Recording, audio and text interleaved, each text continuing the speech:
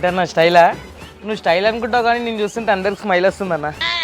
ఒకసారి అబ్జర్వ్ చేయి, స్టైల్గా హెయిర్ని దూకోటులే. సెలూన్ షాప్కి వెళ్ళి హెయిర్ కట్ అయిన తర్వాత నెత్తి మీద మిగిలిపోయిన హెయిర్ని దులుపుకున్నట్టుందన్న, దూకునట్లేదు.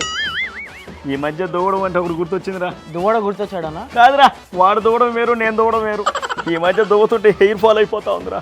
ఎందుకన్నా, డాండ్రఫా? కాదురా, కూటమి డెవలప్మెంట్ వల్ల నా మైండ్ ఆఫ్ అయింది.